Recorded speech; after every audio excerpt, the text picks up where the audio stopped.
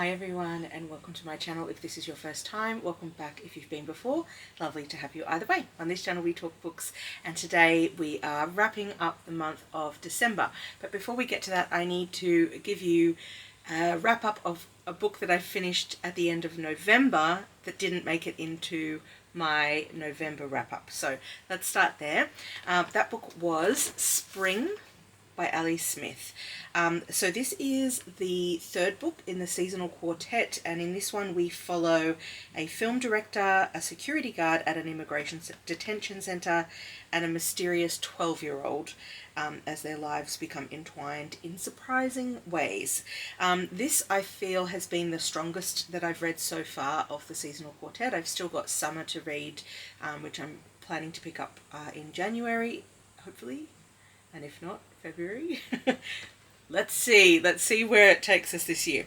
And also it felt very timely when I was reading it, because this is a book that has a lot to say about the cruelty of immigration detention and also the rise of the right. Very pertinent for these times. And yeah, I highly recommend. I gave this 4 stars. It was a really good read.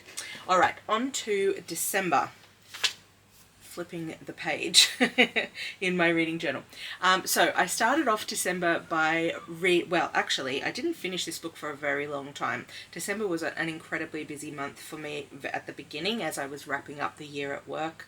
Had a lot of events going on, a lot of things that needed to get done. So not a lot of reading happened in the first half, maybe even more, of December, and I'm pretty sure I didn't finish this book until something like the 20th, so that just gives you an indication of like how busy the beginning of December was. But I made up for it after finishing work, so as you will see.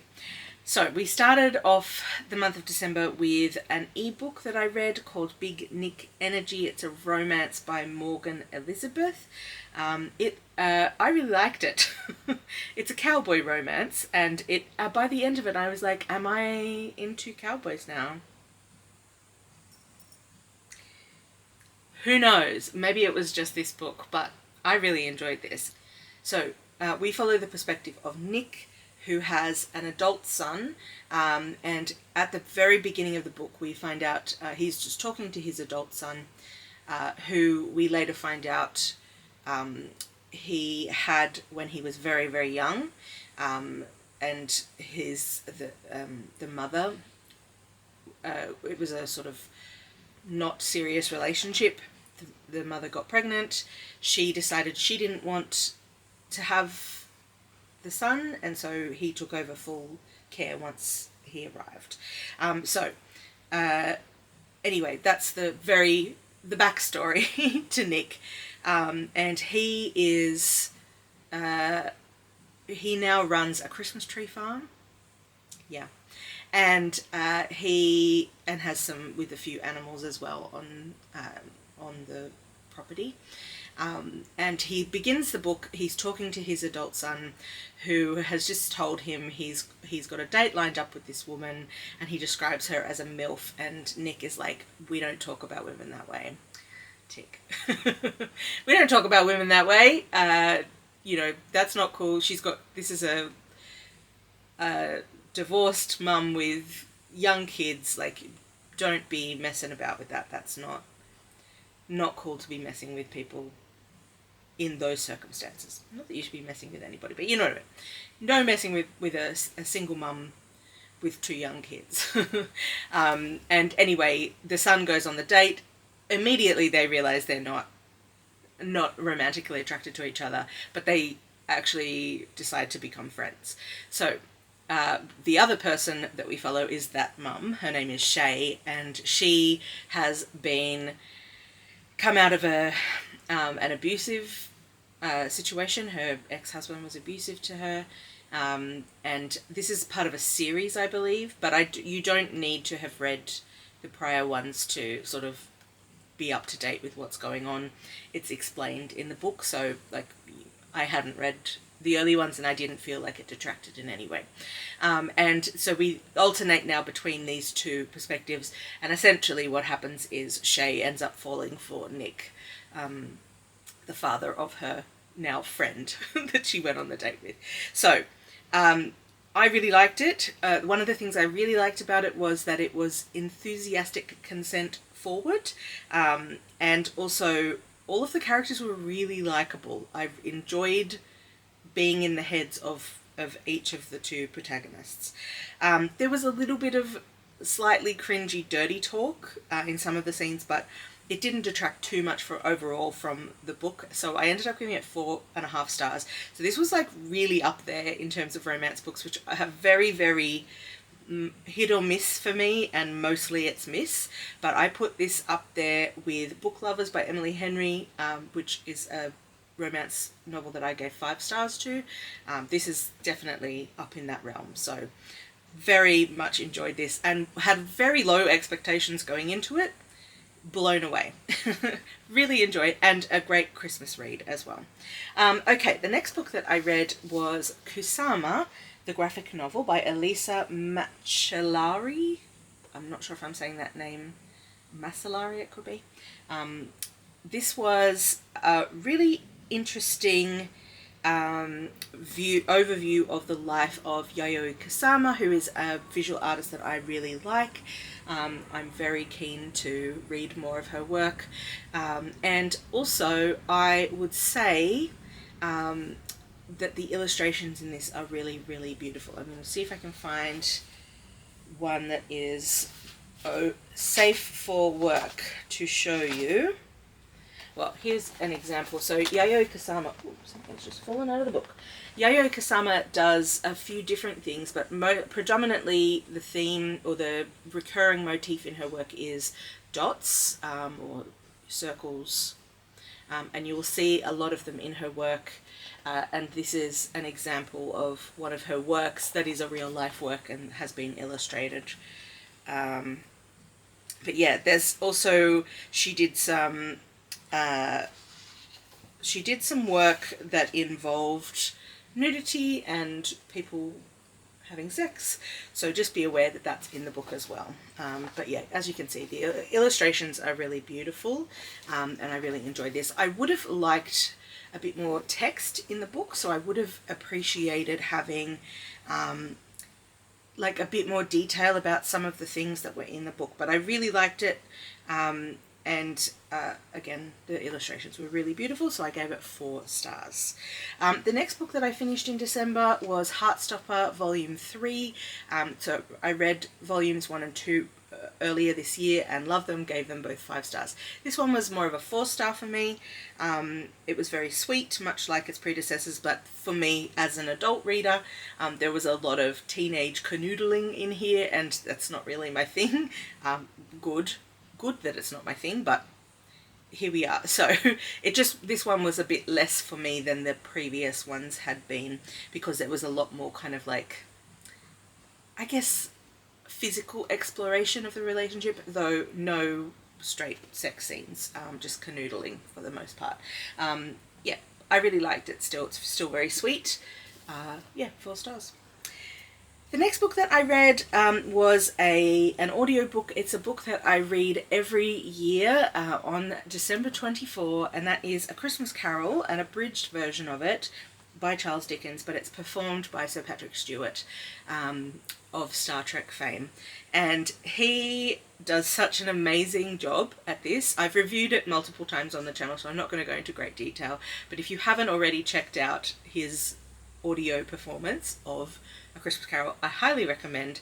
It's become a little bit of a tradition. This is the 4th year that we've done it now, where on Christmas Eve we will put it on and just sort of sit and do whatever we're doing. So we might be wrapping presents, or we might be, you know, just sort of having a bit of chill time. It only goes for less than 2 hours. So yeah, it's a really it's very abridged, but really enjoyable, and I highly, highly recommend. 5 stars, as always. The next book that I finished in December was the Crocodile Prize Anthology of 2011.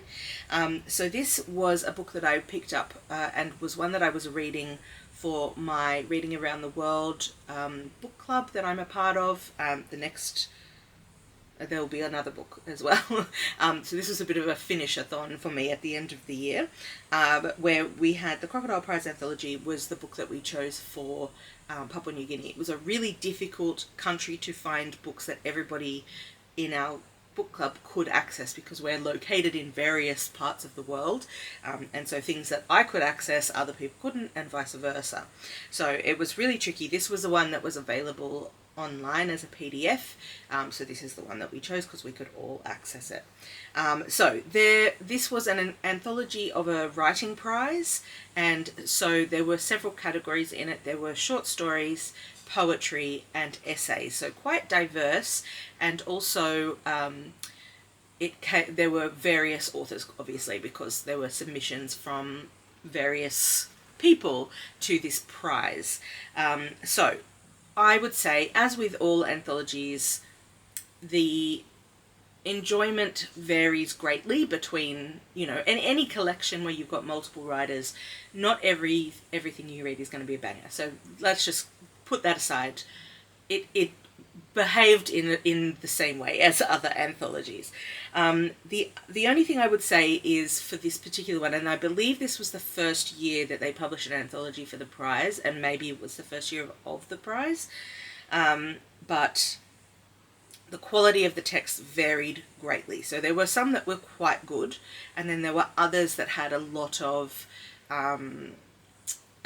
like there were errors, or there were sentences that didn't pass well, and also some of the stories had some quite I don't know how to describe. It's writing that requires a lot more refinement before it kind of has its public outing, if that makes sense. So there were some that were really good, and then others that were quite poor. So overall, this ended up being a 3-star read for me. There were the element of it that I really liked, and this is what we always aim to achieve with our Reading Around the World challenge, is like getting to know getting a pulse of the country, and kind of finding out things about, perspectives in the country, or, what's been going on in the country that has kind of affected things overall for the country. So that definitely came through, and there were some really, really interesting short stories in particular that highlighted things such as blackbirding, such as the impacts of colonialism, and lots of other really interesting kind of perspectives and things to think about for Papua New Guinea. And I'm glad to have read it, because Papua New Guinea is our closest, I think, the country that's closest to mine. I live in Australia. We're an island, so obviously it's not as easy as saying this is a bordering country, but it is a very close country to us, and I don't know that much about it, so I was very glad to have read it. But yeah, as I said, the quality of the text varied. So 3 stars from me. The next book that I read in the month of December is Psykhe by Kate Forsyth. This is a myth retelling of the myth of Psyche and Eros, and I loved this. I don't know what I was in particular expecting going into it. I always think that I'm a myth retelling person, and I buy them and then they sit there and I'm just not interested for some reason in picking them up. But for some reason I picked this one up, and I'm so glad I did, because I really enjoyed it. It's beautifully written, for one, and it's everything that I wanted out of a myth retelling for second. And the other thing about it, because I guess a lot of these modern retellings of myths are very much feminist in some way, and often it sort of feels like that's an insert, or it's told from the perspective of a character that doesn't actually have agency in the original story, and it feels like an invention. I mean, I guess all myth is invention in some regard anyway, but you know what I mean. It feels like a very modern take on an ancient story, and this is that, but the way that it's integrated is amazing. It doesn't feel like it's an insert. It doesn't take you out of the story. It's just very much feels like very realistic portrayal of what life might have been like for people living at that time, for women in particular living at that time. It explores things like slavery. It doesn't shy away from those difficult topics, and also holds people accountable for their crappy behaviour. So that's good. Yeah, but also explores the shades of grey there too, you know, and it's sort of like an acknowledgement of these were the times, but at the same time not allowing people to sort of get away with it, even though those were the times. You know what I mean? So I really loved this. I thought it was amazing, and I ended up giving it 5 stars. Highly, highly recommend. So if you haven't already, if you're a myth retelling person and you haven't already got your hands on this one, I would very highly recommend. Okay, the very last book that I finished in the month of December and the year of 2024 was Chronicles of a Cairo Bookseller. This is by Nadia Wassef, and it is a non-fiction memoir of her time.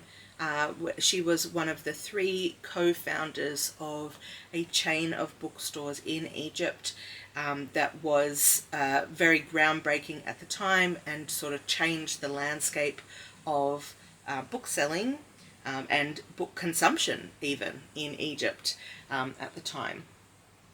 This was a difficult read at times. There were some really interesting insights that were peppered throughout it, and I did get a lot out of it, but the voice of the author was not a voice that I particularly got along with. She's very opinionated about how things should be. Some of the things that she talks about in a really like matter-of-fact way I strongly disagreed with. For example, some of the ways in which they treated their staff I didn't agree with. Some of the opinions they had about how their staff did things I thought were not particularly nuanced. So yeah, there were elements of this that I didn't like, so that really detracted from my enjoyment of reading the book, if that makes sense. So I ended up giving this 3.5 stars because those insights into Egyptian culture were very interesting to me. Again, this was a book that we read for Reading Around the World book club, and yeah, I'm glad that I read it, but I'm also glad that I'm done now. And this was my last book of the year, so I completed that, and then we are done. So how many is that? 1, 2, 3, 4, 5, 6, 7 books in the month of December, which is a good reading month by any standards. So thank you so much for watching. I hope you've enjoyed hearing my wrap up of December. I'm looking forward to picking up some new books in the new year, and I would love to hear down in the comments as well if you've read any of these books and you have any thoughts that you'd like to share, or if I've introduced you to some books that you might have a look for yourself and have a go at some point in the future. So thanks so much for watching, and I'll catch you on the next one. Bye!